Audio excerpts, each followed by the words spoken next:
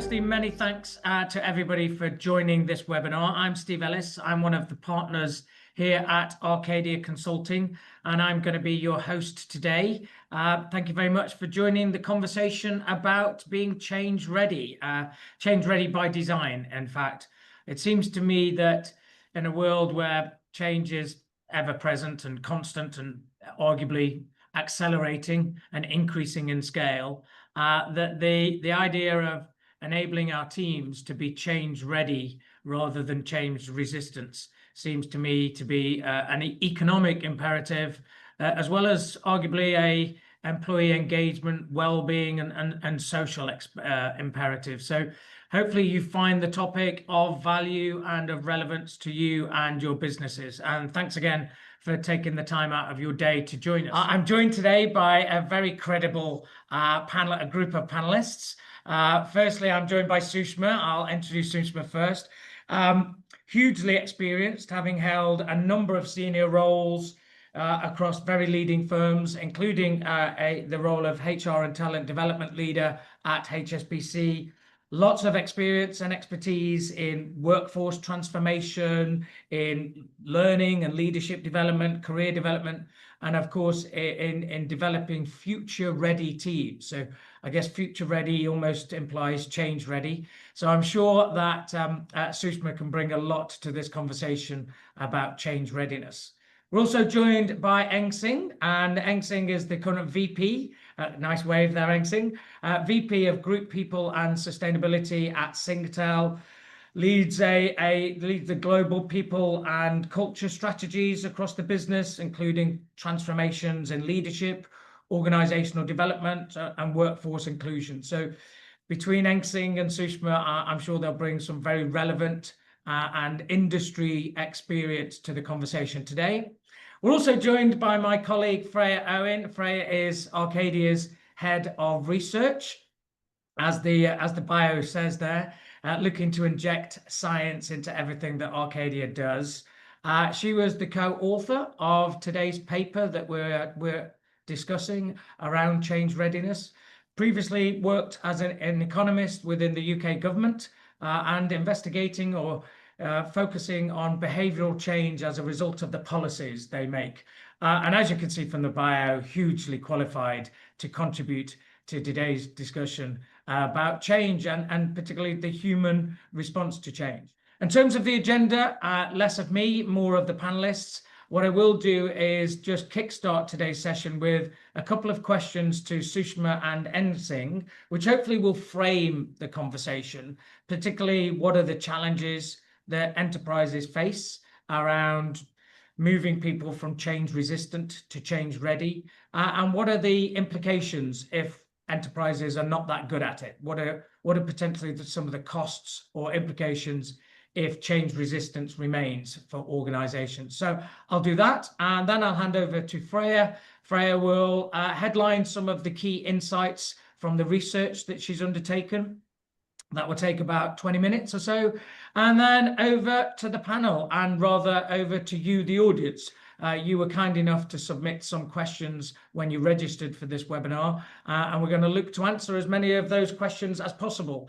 If we don't get to answer the question that you submitted, rest assured we will be producing a full and proper Q&A narrative, so we will get to publish the answers to your particular questions if we don't get to them. So hopefully that reassures you that your question will get answered at some point. Okay, so with that, hopefully we're ready to get this thing started. I'm gonna kickstart with a question to Sushma. In your experience, Sushma, what are some of the challenges that you've witnessed personally, or been involved in personally, or witnessed in other organizations and other leaders? What are some of the challenges you've witnessed in overcoming resistance during any kind of change initiative? First of all, thank you, Steve. And Freya, I've read the paper in advance, so I can tell you the audience has a lot to take away today from the conversation. The question almost makes me feel, when someone talks about change, I almost feel like a tsunami is hitting us. And I can't just say it's a tsunami. It's a tsunami at a very emotional level, especially if that change has been forced upon you. And you are not in control of it. Let me maybe explain this in the language of technology. So we're all doing our very best from a day-to-day standpoint. And, through life, we all get hardwired to do certain things in a certain way. It is our success formula, the way we live, the way we work, the way we thrive. We've codified that in our brain. Our routines and our success formulas and our identities are all attached to it. So change is like a malware. It comes and it attacks your brain and it makes you wonder which code did you write wrong, because that's the kind of internal reflection you have. So I mean, change is in so many ways known to disrupt your mental models. It triggers a level of anxiety. I think the more senior you get, the more anxious you get with change, because you are only able to take that much of it. So the paranoia increases. I'm speaking purely from personal experience, not something I'm representing about my organization. So I think in my experience, the biggest challenge is the emotional resistance towards change. And that is really, really universal. People don't want to resist the change, but what they do resist is what it does to their way of living, their identity, their stability. So it does have a much deeper dent than one can see at a surface level. And so in my experience, the wiring, the hard wiring that we have at a personal level and then at a collectively organizational level is really, really important to unearth if we are thinking about change at scale and change that is sustainable. Yeah, wow. I love the metaphor of malware. I thought that was going to be really interesting, and it does feel like that, doesn't it? It's like, wow, Yeah. the world is telling me that the code that I've been running on for the last 20 years is somewhat wrong, and therefore, it feels like computers.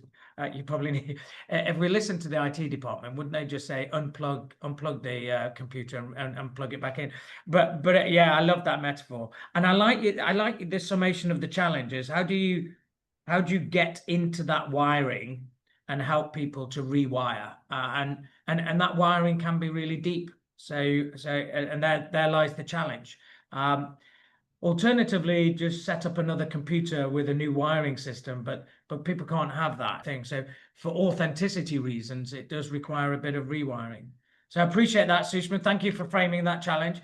Eng-Sing, I have a question for you. I guess the implications of not being able to transition from resistance to readiness comes at a cost. So what do you observe as being some of the potential costs or suboptimal outcomes associated with resistance, where resistance remains? What's the implication for some of that?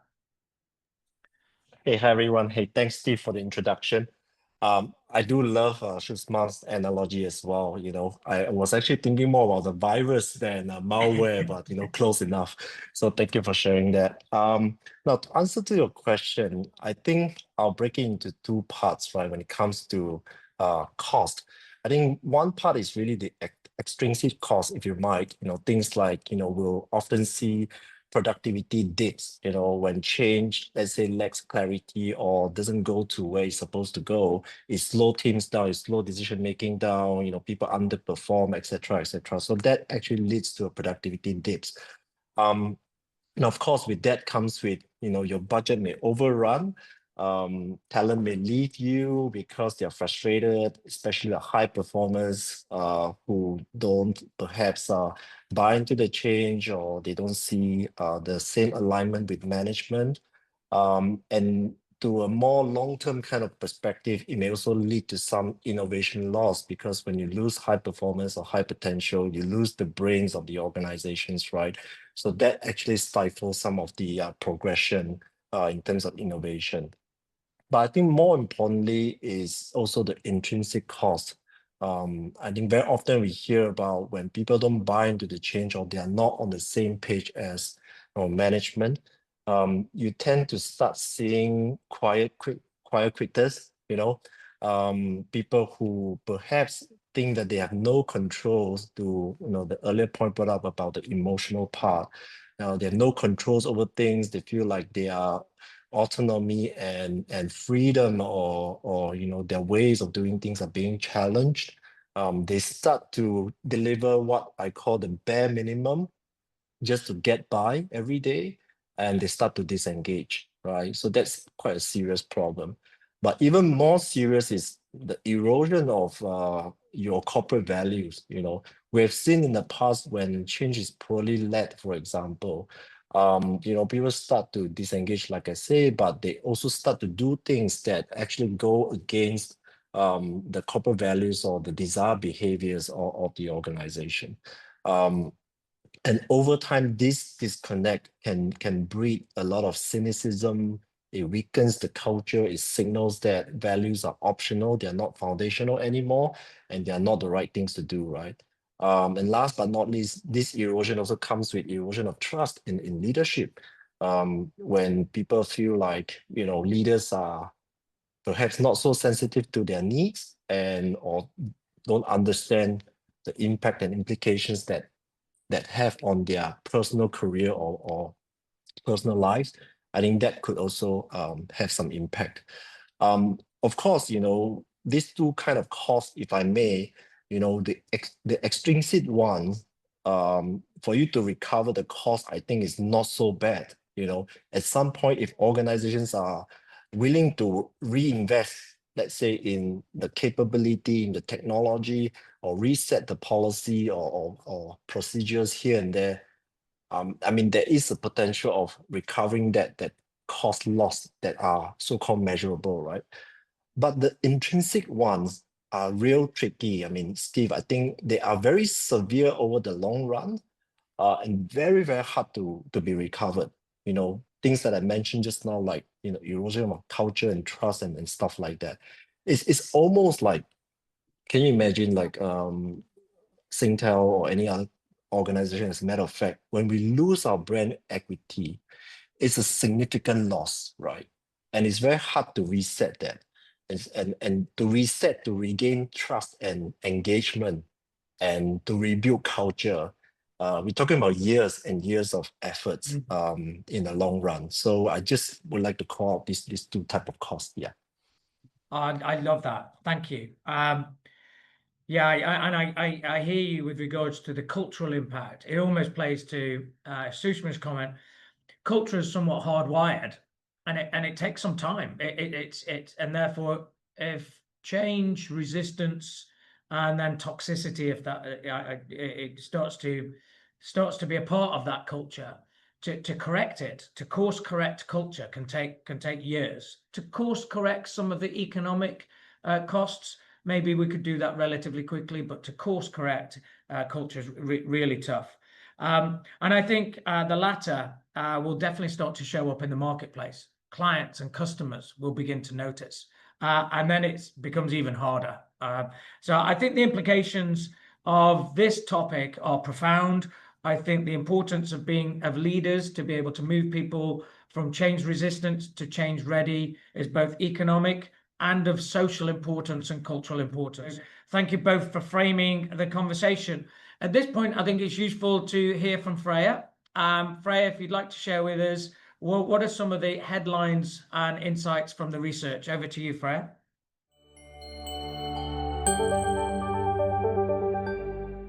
So look, it's a real pleasure to be talking to you all today about our latest research. While some of what we found validated existing known truths, for example, the importance of trust and mindset in any change initiative, we also found some genuinely new and intriguing insights. So I'm really excited to share those with you today.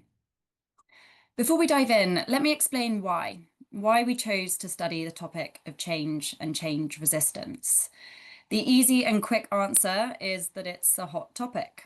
Clients are increasingly talking about how to successfully navigate and lead both proactive and reactive change. So proactive, perhaps an internal shift in ways of working, reactive, perhaps responding to the disruption brought about by AI.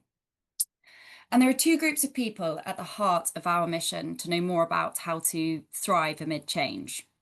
employees and leaders. So employees are becoming increasingly fatigued by multiple change.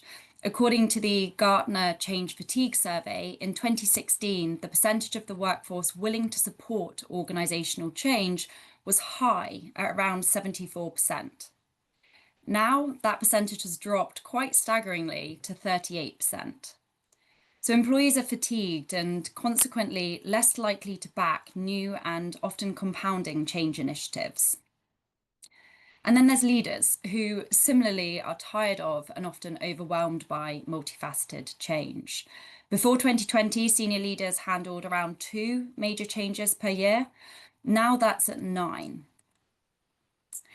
And how prepared are those leaders to manage such disruption? I would love to see what you guys think.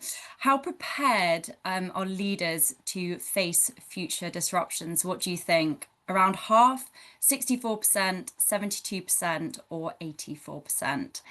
This is according to a 2025 McKinsey survey of over 250 private sector leaders. So 84% of leaders feel underprepared for future disruptions.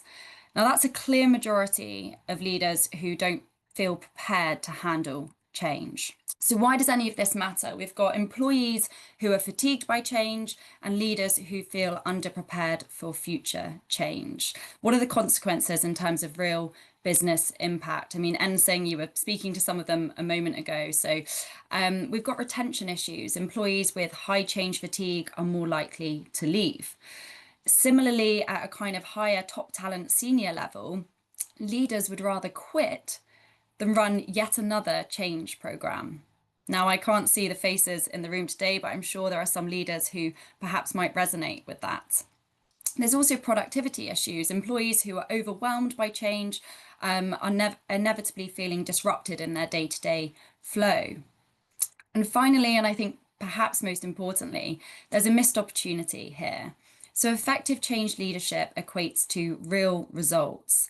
There's therefore a huge opportunity to gain from effectively leading and navigating through change, from learning not just how to survive, but to thrive amid uncertainty, and perhaps turn the multifaceted change that we face at present into a competitive advantage. And that is what our paper is all about. Helping you along your journey from change resistance to resilience to a place of readiness. So today I'm going to share 3 insights from our latest research.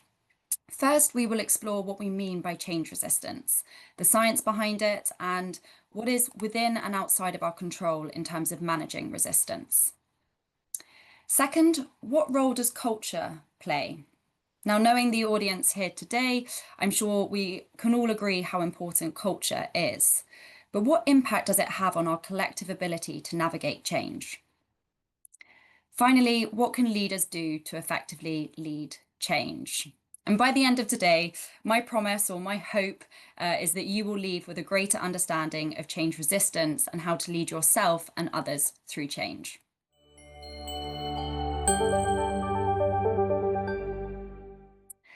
Let's get stuck in then. So we're going to start with change resistance. There are 3 types of change resistance. We've got emotional, cognitive, and behavioural resistance. So emotional is how we feel in response to change. Typically, our emotional response is our most immediate reaction. Perhaps we're fearful, anxious, uncertain. It's explained almost entirely by neuroscience. So due to our brains being wired to favour stability, change often activates the amygdala, which, as most will know, the amygdala is our emotional centre. And when it gets activated, it can disrupt our rational thought and heighten discomfort. Talking of rational thought, cognitive resistance describes how we think about change. So often this develops over time as we contemplate, rationalise, and make sense of change. Our cognitive response has roots in human evolution. So if you think about early humans, risk often meant danger, and over time as a result, we developed a preference for familiarity and loss aversion. We still carry that bias today. So losing something familiar, maybe a routine or a role, often feels more painful than the potential gain of something new. And finally, behavior. So how we behave in response to change, such as avoiding it or tackling it head on.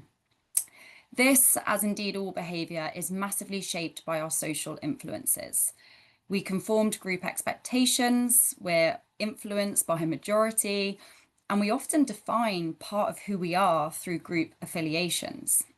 So our environment, our culture, plays a huge role here. So emotional, cognitive, and behavioral resistance. Let's consider then that final point about the role of culture and how it influences our resistance to change.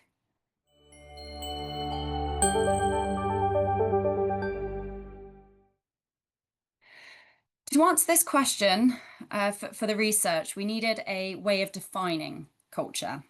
So we utilised the very well known and very well utilised competing values framework, which is represented on the screen here.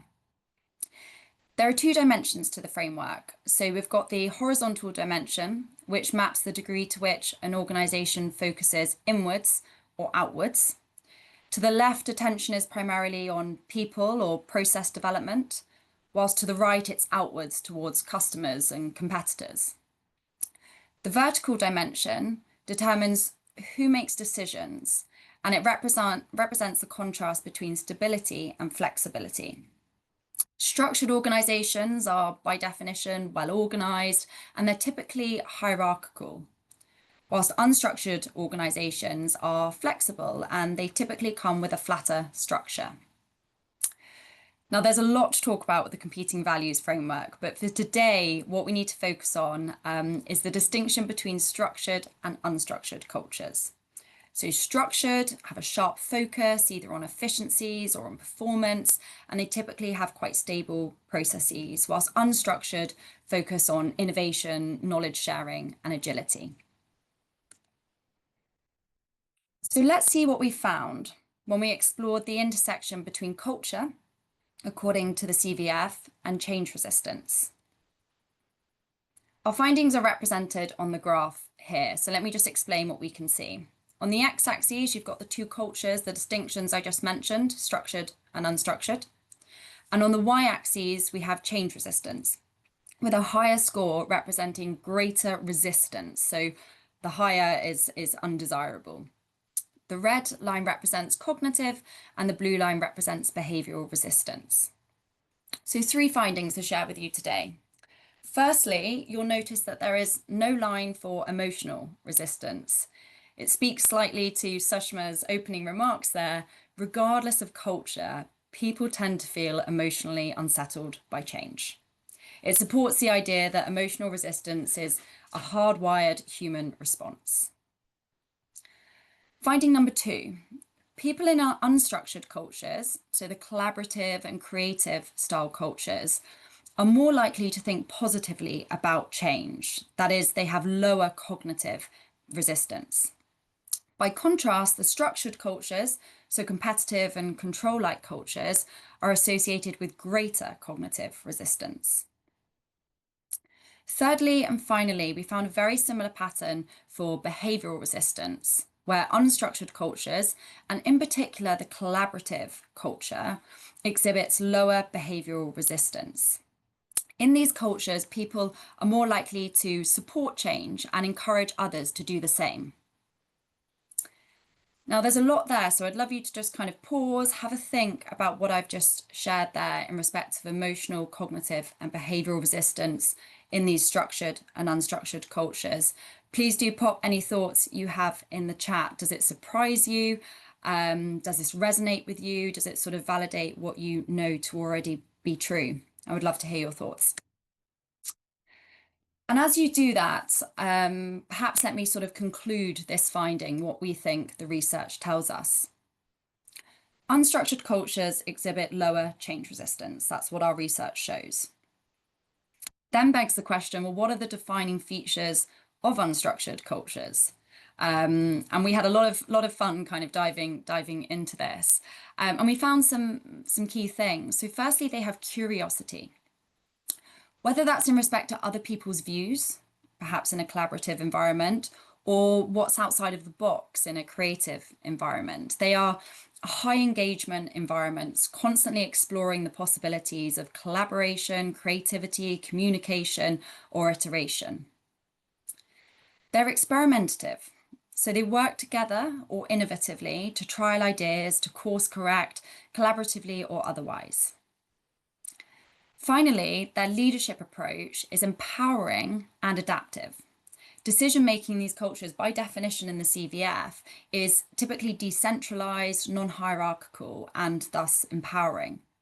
Individual contributors in these cultures have sway over directionality. And these components are what we define agility to be here at Arcadia. So we have an agility assessment, and that's created based off hundreds of academic papers on the topic. And it includes these pillars almost directly, if not sort of indirectly, as foundational as to what it means for a group, be that a team, function, or organization, to be agile.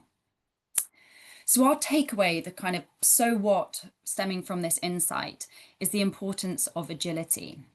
An environment with greater agility will exhibit less resistance and thus be more change ready.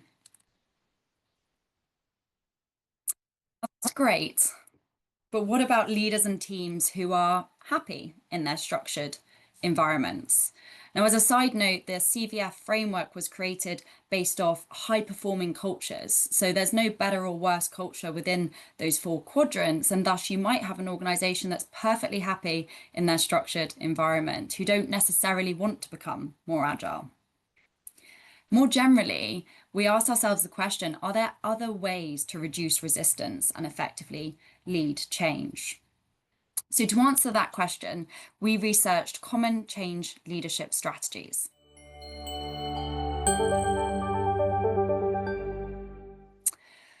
So our research, which included interviews with senior change leaders, identified 5 key change leadership strategies, which are on the screen here. I'll leave these here for a moment for you to scan before asking you a question as to which you think is the most effective. I should point out that these are leadership strategies. They're not change management strategies. So they're not strategies for what to do to get from A to B. Instead, they describe how a leader should design, communicate, and evoke change. There's some probably that you're familiar with, like bottom-up leadership approaches, which are very sort of consensus-driven and where everybody across the ranks gets to contribute. And then conversely, top-down, which is driven from the senior team to the rest of the business. So, as I say, my question to you, which do you think is the most and which do you think is the least effective when it comes to reducing change resistance based on everything you now know about change resistance? So which is the most effective and least? Comments in the chat, please. Okay, this is great. We're getting such a variation, which is, yeah, is interesting in itself, I suppose. Okay, thank you guys so much for participating there. I had a moment where I thought no one was going to respond, so that's always good. So what did we find? What did we find, sorry? We found that most of these strategies work in the sense that they reduce change resistance. So you'll see the x-axis for this graph shows a reduction in change resistance. So the larger and more positive a line, the better. Hence, the reflect and the information strategies are the most effective when it comes to reducing resistance, closely followed by bottom up and catalyst. So some of you were spot on and others a little bit off there. Now you can see one outlier, which is the top down strategy, which actually appears to increase change resistance. Now, as shared at the beginning of today's session, that's not good news for business, for engagement, retention, productivity, missed opportunities, if we're utilizing a strategy that actually increases change resistance. Now, we wondered if this was the complete story. Knowing what we know about the role of culture in change resistance, for example, we wondered whether actually the complete story is maybe a bit more complex than this. And specifically, we asked ourselves, if we controlled for culture, would this hierarchy of strategies be the same? before I share the findings and the answer to that question, to help kind of get us thinking about it, I'd like to recap what we've learned so far. So again, comments in the chat, please. Which cultures were the least change resistant? So the most change ready, the sort of best cultures when it comes to tackling change.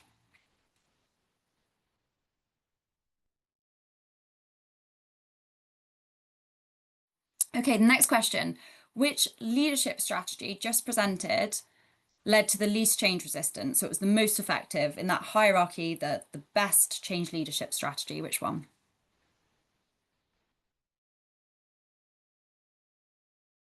So the reflect change leadership strategy was the most effective at reducing change resistance. So bringing together change resistance, culture, and strategy. You'd think that in a perfect world, if I was a change leader, I would want an unstructured, agile culture, and I'd use a reflect strategy to minimize resistance and maximize the success of my change initiative, right?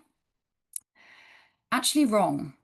So when we explored the effectiveness of change leadership strategies on change resistance when controlling for culture, we found some really surprising results. So I've left the hierarchy of leadership strategies graph on the right here. So as a reminder, this was without introducing culture into the equation. Reflect was the best, top down was the worst. When we controlled for a collaborative culture, almost the reverse is true. So the reflect strategy in this culture actually increases change resistance. It becomes an unhelpful change leadership strategy. Similarly, when looking at a creative culture, now both of these are the unstructured cultures, the reflect strategy increases change resistance again. So in these environments, suddenly the best leadership strategy is actually proven to be ineffective. What's more, you may notice that in creative cultures, the top-down strategy, which is typically the worst, is the most effective. Now, it might be that in these fast-paced, idea-rich environments, a clear directive provides the focus needed to move forward, perhaps reducing uncertainty and instability brought about by change. Now, I should say here that I haven't shared the control and compete diagrams, partly just because of time, and relatedly, they were less striking in terms of their difference to the average. Now, regardless of your interpretation of these graphs, and I'm sure we will discuss much interpretation in the panel discussion, what's clear from our findings is that there is no one-size-fits-all change leadership approach. Our research reveals the absolute necessity to understand, to measure culture ahead of any change initiative. Absent information on your culture, you may be using or choose to use a leadership strategy that has the exact opposite effect to that which is intended. To conclude, change is constant, and at the moment there's a lot of it. Today we've shed light on how to successfully navigate change. Emotional resistance is universal, yet how people think and act during change varies. In particular, less structured, more agile cultures are the most change ready. And finally, there's no one-size-fits-all strategy. Successful change leadership requires an understanding of culture and a careful choice of strategy. I hope that's been helpful. I appreciate there's an awful lot in that. I will pass back to Steve for no doubt a very fruitful panel discussion. Thanks, everyone.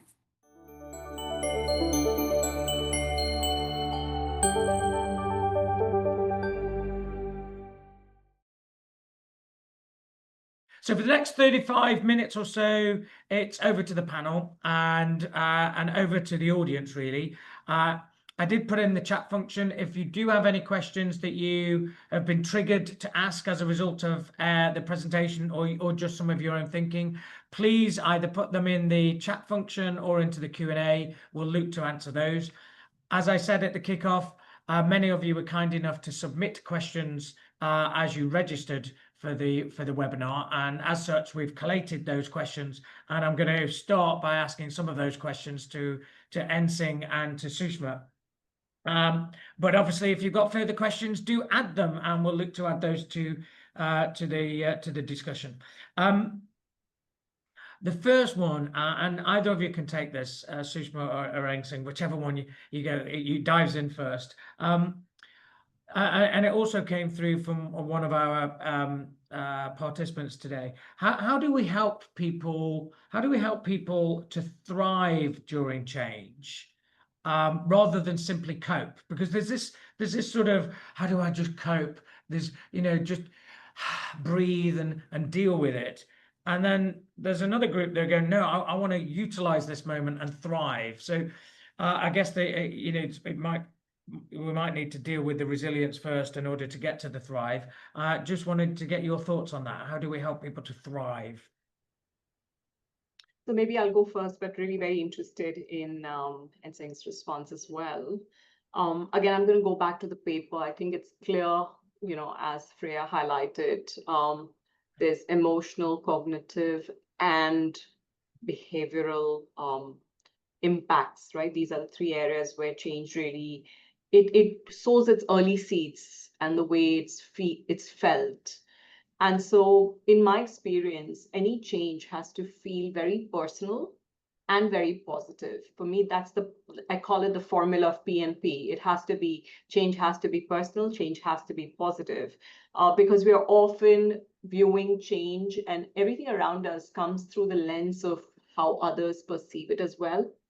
And so if you're in an organization where there is a large change taking place, but there's, at a broad level that change is looked at as negatively, then it's just going to have a ripple effect. You're just sowing the seeds. And I think that nurturing the growth mindset and positioning, I think before any big change program takes place, just preparing the soil with some growth mindset and getting people to at least start to appreciate that they need to think differently before you start introducing the amount of change that they can expect. I'd say that would be one way to get people really, really ready for when it comes. But Eng-Sing, what do you think? Yeah, I can't agree more. I think, regardless whether it's a tsunami like you were alluding to earlier on, or just a typhoon or just torrential rain like we, very often experience here in Singapore. I think Freya brought up a really good point earlier on. I mean, the key word is really opportunities. I think we often see change as something negative, right? But there is a real opportunities for, business leaders to engage, the workforce and motivate people to make businesses or processes better, right? So, and I think we should take a stance to your point, Sushma, on growth mindset. How do we go back to some basic motivational theories, right? There are probably 6 or 7 well-known ones in the world. I personally prefer the Herzberg's theory about 2 factors, When you take that lens and think about, hygiene factors like, changing the policy, changing the structure, introducing new technology, etc. I think these are only things that are on the surface and it prevents dissatisfaction at most, right? According to Herzberg. But what really motivates people, I think we are all talking about the same thing, are things like achievement, recognition, growth mindset, meaningful work. I think if leaders can help people see, the meaning of that change, what is the bigger picture, right, behind all this? What's their personal contribution, and how by adapting to change make each of them, let's say, a mini hero in the organization? I think that would be quite exciting, and there'll be an opportunity to motivate and to grow and for people to transform. So I think, again, if we can see the glass half full, it will be much more easy to engage and to get the workforce going on this instead of seeing the glass half empty, of course. Yeah. It's thank you both for that. Your comment, Sushma, personal and positive. I think the personal bit is really challenging depending on the scale of the change. Here's a big organizational change, maybe to 10,000, 100,000 people.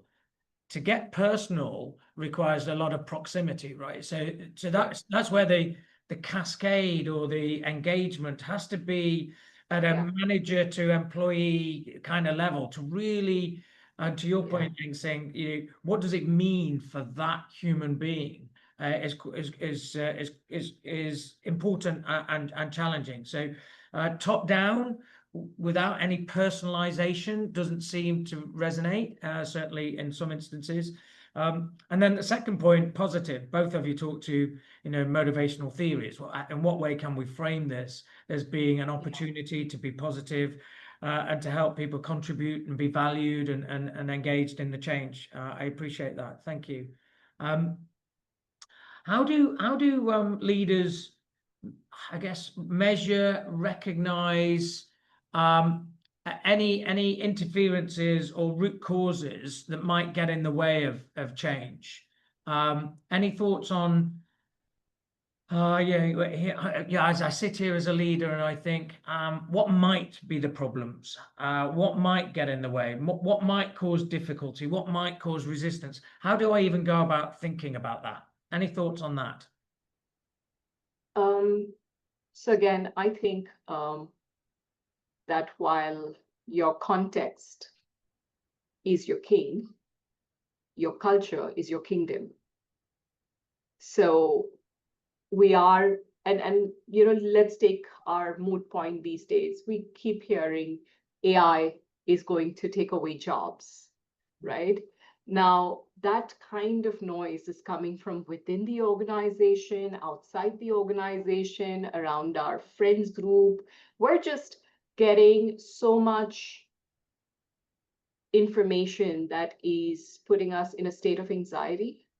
The organization's culture can greatly determine that for the changes they will make in the same space, how do they want to handle that? And to Freya's point, right? I think we're all seeing at least a workforce from the age of 20 to 55. So that's 2.5 decades worth of intelligence sitting there, who will receive this change very differently and who may want to also engage with this change very differently. So while the context could be AI or whatever change that organization's bringing, the culture, whether it's a bottom up or a catalyst, one has to really pick their approach basis how that organization's culture needs to move. Eng-Sing, any thoughts, or Freya, any thoughts on that question? Yeah, Steve, I think very often we ask what is the resistance. I think we should also ask what's underneath the resistance, right? I think we should treat resistance as a form of data, not defiance or not an anti-establishment kind of sentiment. I mean, for instance, if you run employee surveys, my advice is don't get hung up with the scores. Read the comments and the feedback. And very often, HR professionals skip that step, to be honest. So I would even go one step further by saying that look out for the 5-star ratings with negative comments, right? It sounds interesting, right? Because it's an indication of people who live under fear, who have no psychological safety. And therefore, it prompted them to sort of give a very good rating, but they hide their bad comments under those good ratings. So I think these are signs that leaders can look out for. And of course, you can also look out for cognitive overload. Are people faced with an overwhelming, of info, but lack clarity, So sometimes there is constant communications and leaders feel good about it, but actually there's no clarity in the communication, right? And that leads to a sense of overwhelm, a sense of uncertainty, where VUCA will kicks in and stuff like that. So I think if you look at all this lack of site safety and clarity, they are the usual suspects in reason for people to resist change. I think there's a question from the audience about how do we motivate employees in denial and all that. Let me tell you something a little bit more perhaps funny, but don't take my words out of context. When you look at stakeholder engagement, I would say look beyond the org charts. I mean, one of my favorite quotes, which I'll share in a short while, I mean, first of all, look at who are your champions, who are your stragglers, right? And who are potentially the wounded ones because of this change and transformation. And here comes the quote, I would say, rally the champions, carry the wounded, and kill the stragglers, right? Because if you think about the logic, even in war, right? If you have the wounded, you carry your soldiers, you go to the end point together. But if you're stragglers, people who intentionally slow down the team and cause, hazards and troubles to the team, you might want to shoot them and just leave them behind, right? So that's really, I think, the philosophy that I think many leaders can adopt, because sometimes change doesn't wait for us. I think there was a call out on AI just now, and beyond AI, there are many, many technological advancement and very rapid, development of, the business landscape and the technology landscape that really, push organization to take a very fast, agile kind of approach to change, and I think Freya mentioned about it went from 3 to 8 on average. So I think with that in mind, we don't have the luxury of waiting, and speed is sometimes of essence. And in dealing with, stragglers in a very speedy kind of approach, you do have to, leave this group behind, and you can't carry them on. Yeah. So long answer to the question, if there are people who are in denial, I think there are still hopes to sort of, bring them along the journey. But if there are people who are slowing teams down and they're stragglers, you really have to leave them behind. Otherwise, you can't move on. Yeah. Thank you. In fact, I'm curious what Freya has also uncovered in her research on this particular question. So any insights from you, welcome on this one. Thanks, Sushma. I'm being careful not to speak too much. You've heard way too much from me already. I mean, it's interesting listening to you there.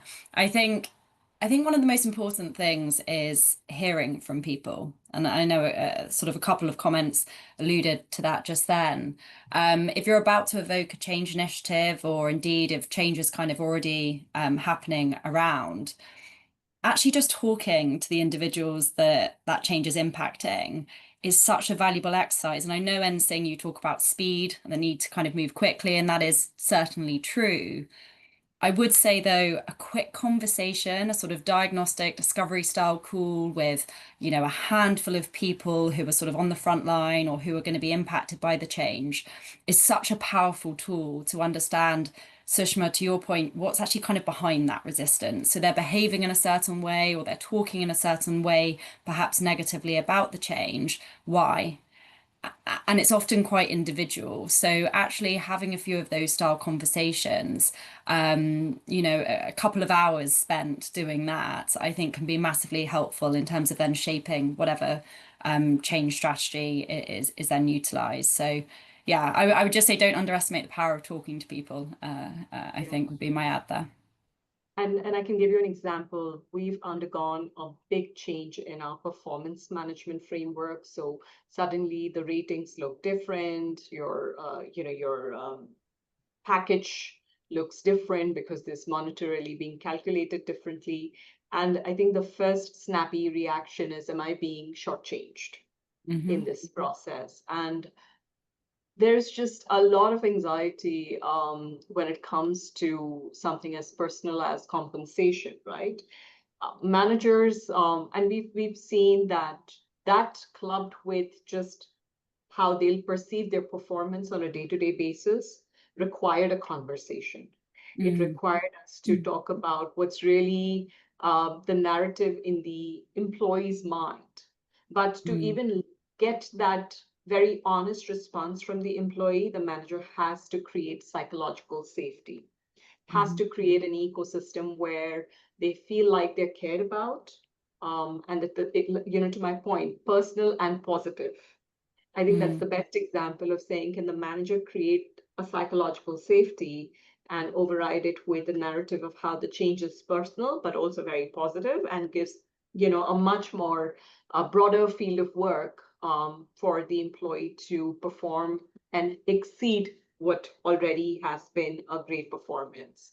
Mm. So And I so would much. say the conversation with that the managers can have, because they are the linchpin of the organization. They're the multipliers of change, not just the executors, but the change mindset greatly gets driven from how they want to perceive it. Sorry, Freya, you were saying something. No, I was just gonna kind of add to what you're saying there, which is in our paper there are the other two insights which I didn't go into detail today, which are around the importance of trust and the importance of mindset, which you know massively echo what you're sharing there, which is in any change initiative, the higher the trust between those evoking the change and those kind of being impacted, the lower the change resistance. And in terms of kind of equipping, I suppose, a team or your workforce to be ready for change, so much of that is about mindset. So yeah, just echoing what you're saying there, really, Sushma. Thank you. I mean, my take is measure culture, and there are lots of ways of measuring the culture, including the framework that we used in the research, the competing values framework. You could measure culture. I heard listening a lot, whether that's one-on-one, team listening, or organizational listening through sort of staff engagement surveys and things. And then, if I dare, I think I heard Eng-Sing say, "Change the people or change the people." So either and change doesn't wait. So we have to be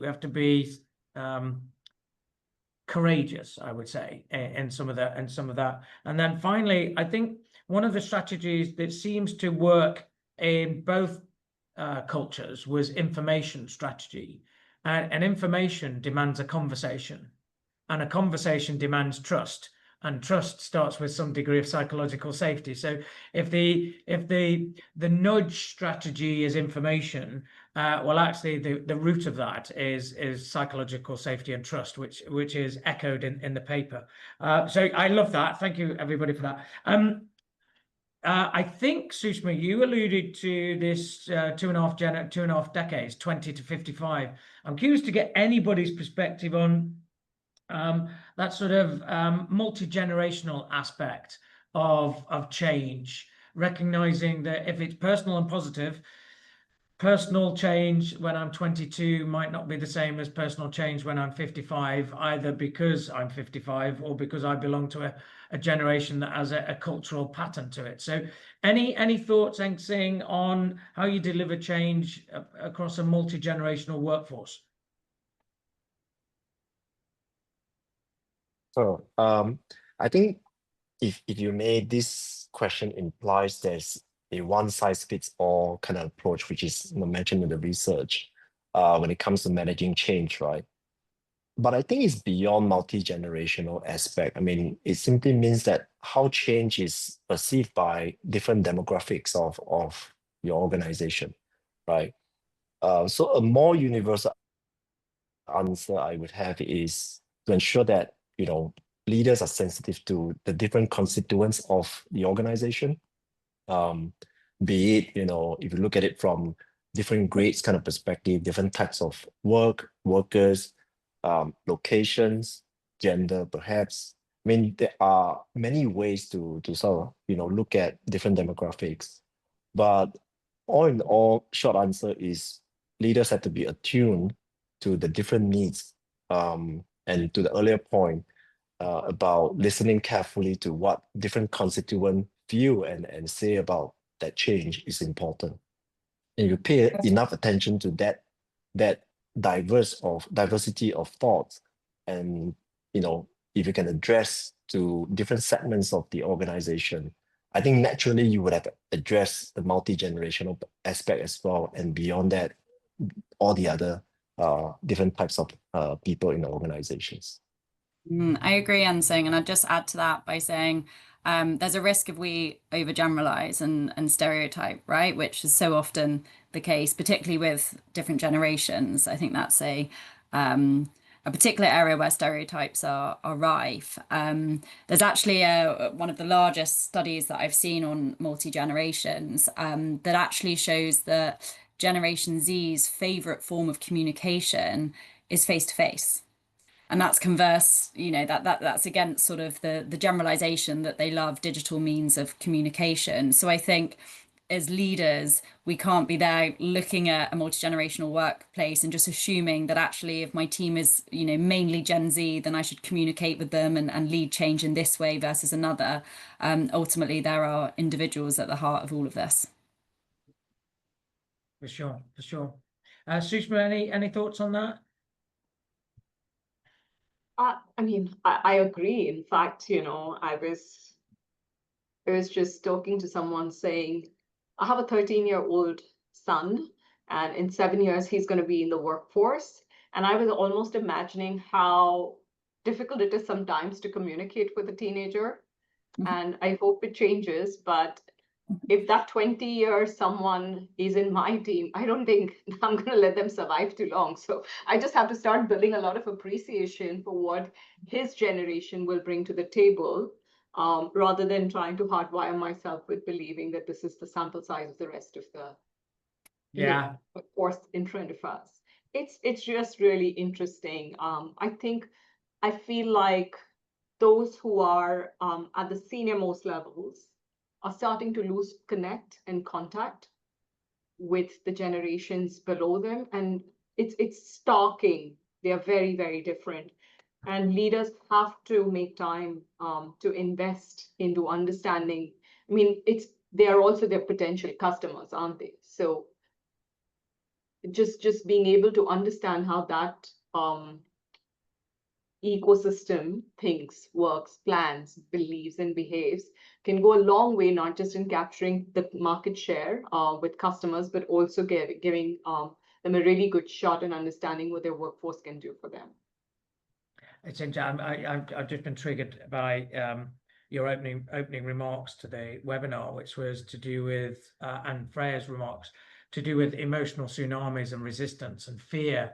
And I would argue that one of the goals of creating change readiness is to remove everybody else's fear, right? But also to get to that point, I need to remove my fear of engaging with that generation. I have to be courageous enough to even entertain a dialogue or a conversation. And to Eng-Sing's point around listening, I think I heard you, Eng-Sing, say we have to listen and just use the data rather than be really judgmental of an attitude. Just use it as data like you would do if it was customer data. Just use the data to help us determine the best approach forward to help them to be in a state of change readiness. I think to suspend judgment of another generation and to have the courage to listen openly and listen then subsequently to the data will help you to deliver change across different generations. I've got loads of questions. Sorry, maybe just to add a new context and give justice to this question about multi-generational. I think some part of this is true because, you know, different generations live through different crises or challenges, you know, in the market or society, right? So if you were to address a younger generation who had not lived through any crisis, for example, I still remember when I first came out to work, you know, I belong to that generation who faced first IT bubbles, and very quickly Asian financial crisis, and then SARS, and then global financial crisis. So it's like, it's no ending of global crisis, right? And I thought my generations are very mature and very resilient about facing crisis, you know, because one after another, it trains up your muscles to manage, you know, big blows and typhoons and tsunami in the market, right? And when I speak to some of my junior, for example, who had it easy, you know, let's put it that way, it's very difficult for that generation to understand why the need for this particular change or transformation or do things differently, for example. So I think contextually speaking, there are some generational differences, but it doesn't, you know, take all these, you know, principles that we talk about away. We should still listen to them, do the right thing, study the data, but without, you know, ignoring that there are some contextual differences for each generation. Just wanted to call this out as well. Yeah, well, I think there are. I loved your phrase about training. You know, yes, I mean, it's full of cliches, isn't it? what doesn't kill you makes you stronger. All of those challenges, all of those crises, whether it's COVID, whether it's SARS, whether it's financial crisis, yes, it trains your mental muscles, it trains your muscles, gives you some kind of inbuilt resilience to it. Yeah, I get that. I think that's a good point. Sort of talk on the sort of topic of resilience. Freya alluded to it going from, I can't remember the exact numbers, 2 or 3 changes a year to 8 or 9 changes a year, which is then often accompanied by that phrase, change fatigue. So I imagine my team have got change fatigue, and yet here I am sitting with this really strategic change initiative that I need to implement, but I recognize that they're already fatigued by the existing change initiatives. Any advice, any observations about what leaders can do in order to help them implement this strategic change initiative when the baseline experience for the employees is they're already change fatigued? I think for me, so much of it is about articulating why the change is happening. So if I'm feeling really change fatigued and then my leaders evoke yet another change on my desk, that fatigue's just going to increase, frustration's going to arise, etc., etc. Conversely, if a leader takes the time through whatever means to explain why that change is happening, the importance of it, then I'm far less likely to feel, fatigued and overwhelmed, because I'll understand. I'll go, okay, it might be difficult, I might have an emotional reaction to it, but cognitively speaking, I can appreciate why it's happening. So Sushma and Eng-Sing will have more experience than I, but from a kind of theoretical perspective, I think explaining the why must be very important. I actually feel like I must almost always challenge the leadership on what is the cost of not changing something that you want to change. Because we've discussed a lot of examples and they all come with a slightly negative undertone to it, whether it's COVID or anything, but there are positive changes as well, which are good. I mean, they are obviously easy, but I think a lot of organizations, in the quest of capturing market share, growing their business, providing shareholder value, I mean, there are all good reasons, but behind those reasons stand a lot of changes that get triggered. And so at a strategy level, at a leadership level, I think the challenge to our leaders is, do you want to do more of everything, or do you want to do more of the right thing? And if you stuck to your top 3, top 5, ambitions, then really look at what kind of change underpins that, which is both positive, but also needed for the direction. So I think the taps have to be turned off at some layer and level, and that has to be a critique. I think in general, and I'm guessing the audience of this webinar are HR practitioners who are perhaps on the table when this is being discussed, but mostly expected to do the work after the changes agreed on. So let's really bring ourselves into the boardroom, gate crash it if you have to, but do go down the dragon's den and challenge why that change is necessary. What is the cost of the change? What is the loss the organization will have if this change is not done? Because sometimes the change is more expensive than the lack of change. Mm. So I generally would say if you can focus their energies on taking some good, meaningful decisions, it conserves a lot of productive energy for the rest of the organizations. Sure. Yeah. I think having the courage to execute the strategic initiative, because the cost of not doing it is going to be more damaging, but also potentially the courage to prioritize the value of any existing change initiatives. So to your point, the right kind of the right change. I think that's a really good advice. And Freya, your point, tell the story, right? What's the story? Engage people in the story of the change that you're looking to present.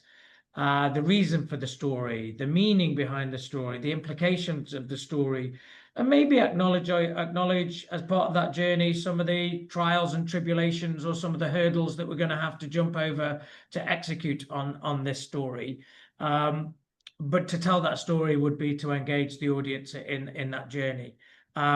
And also to empathize with the hurdles, and some of the hurdles might be existing ongoing change. So, Eng-Sing, anything to add? Not really. I think it sounds paradoxical to to keep change simple and less emotional taxing. So I totally agree with the point on storytelling. I think storytelling can be powerful and inspirational. And sometimes storytelling can also help people to overcome the uncertainty and bypass the resistance when you engage with the positive emotion side of it, right? I remember, just to throw out some examples, when I first joined the workforce, in the late 90s, and now you know my age. And Lego as a company was sort of like going downhill. And in the early 2000s, we heard stories about how they use a lot of stories to re-engage their customers. And I remember seeing one of their advertisement where they showed, even a 35, 45-year-old adult was playing Lego. And because it connects them to their childhood memories, and some of the Lego pieces are extremely, complex and challenging to build. And that really brings a lot of customer stories, back to the customers, and they make those stories so relatable that people begin to re-accept and get excited about their products again, right? So I think in the same breath, if you can find stories that are powerful like that, I mean, we are all human beings. We all have our emotions. Nobody loves change. Nobody loves tsunami, right? But when there are inspirational moments or interesting stories that you can, emerge or submerge yourself into during that moments of difficulties, I think it does take a lot of pain away, like it or not. Yeah. Something occurred to me. I was talking to my daughter graduated a couple of days ago, and she's now on the edge of work, careers and something. And she was talking about how anxious she was and how worried she was. And so the idea of telling stories, I think, is a really healthy thing, both about a positive future. But I ended up telling stories to her about her growing up, learning to ride a bike, learning to swim, learning to overcome all of these challenges. I almost presented a case study of her life and said, your life is already full of loads of change, loads of challenge, loads of hurdles. I'm pretty confident that you'll be able to face the next hurdle. And I think it's to tell a story about an inspirational future that involves this particular change is great. But they've already had inspirational pasts, and to remind them of that, I think, is a really healthy thing. You actually are you've given a beautiful example to what change should look like, positive and personal. Positive and personal, yeah. I mean, her life is full of hurdles that she's overcome and done a great job. I'm really mindful of time, and we promised the listeners a 75-minute session. We're at that point now. We've got a couple of minutes to go. For me, a couple of takeaways, and then I'll hand to you for your headline takeaways. I think understand what your culture is. I think that was something. So arguably measure your culture, drive a more agile baseline for a culture. An agile baseline seems to be really productive. Tends to lead to more change readiness. Choose the right leadership approach based on what you know about your culture. Top down can work, bottom up can be bad. Make sure you're choosing the right approach. I think I've heard something about build trust in advance and have conversations, and I love that, personal and positive, which demands really great proximity and listening and psychological safety. Tell great stories about what the future and what the change presents to people. And I guess, Eng-Sing, coming back to some of your Hertzberg's theories of meaningful work, recognition and appreciation of the workforce tends to put them in a greater change-ready state. Those are my takeaways. In a nutshell, what are yours? All Who of the above. first? I'd add to that, and I'd say, look, as the research shows, and as our conversation has just demonstrated as well, change is so complex.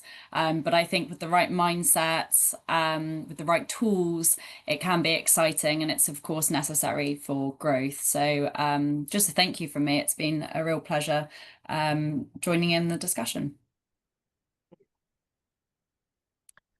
Eng-Sing, Sushma, any final comments? I would say lots of great stuff in Freya's research paper. Do spend some time to read it cover to cover, because there's so much we can talk about change. It's a huge topic, right? And when it gets very complex, some of the suggestions in the research are actually very practical and quite easy to follow. And sometimes simplicity is beauty. Trust me on that. It doesn't go too further away from what the paper says. So if you can stick to some of these basic principles, you have a more successful journey in your change, process. And I would say one way for the listeners to really use today's time is if they took the last 2 or 3 changes that have happened in their organizations, and then if they took this model and they superimposed it, it's almost like doing an audit to say, did we do it right? And if yes, give yourself a pat on the back. And if you think there was an opportunity to think about differently, I think that's our area of growth, right? We have to learn from some of these. These frameworks are necessary, not just to future focus, but they also tell us they validate the direction that we've come from. So absolutely, I would do that, at least for the last 2 changes we've done. Thanks, Sushma, and thanks, Eng-Sing. I love both of those things. I love the idea of continuous improvement, therefore audit your previous change initiatives. And your point, Eng-Sing, is very, very pertinent. I think we can get overwhelmed as leaders leading change. It's so complex. All human beings are variable. All human beings are dynamically behave, and sometimes like, oh, it's too complicated. Let's just push it through. And I think the paper quite rightly does seek to provide a handrail for leaders with some very practical, relatively simple, straightforward advice. So I appreciate that. So it's down to me to close. Firstly, let me thank the panel. Freya, thank you for your research, along with Cassie in the research department and other contributors. It's a great piece of research. Eng-Sing and Sushma, thank you very much for bringing your real world to this webinar, to the discussions. Thank you to all of the people that joined the webinar. We are mindful that people are very busy and time is very valuable. So thank you for joining in the conversation. Coming up in the chat function is a link to the research paper. For those of you that hadn't yet downloaded it and wish to download it, just click on the link and that will take you to a download opportunity to get the paper. It will also take you to a link to what we're calling a discovery session. And what do we mean by that? Today, we've largely talked quite generically about change and change resistance and change readiness. We recognize that everybody dialing in today has probably got a unique situation. And the idea of the discovery session is either a team of people or indeed on a one-on-one basis, just to share with you how that research might apply to your world, or how your world could apply to the research, or indeed just to provide a little bit of consulting for you around your particular change that you're leading. So there's an invitation to both download the paper, and if you would like a discovery session, essentially a conversation with you individually and or your teams, you can just request one and we will do that free of charge for you. And for everybody listening, have a lovely evening and great afternoon wherever you are.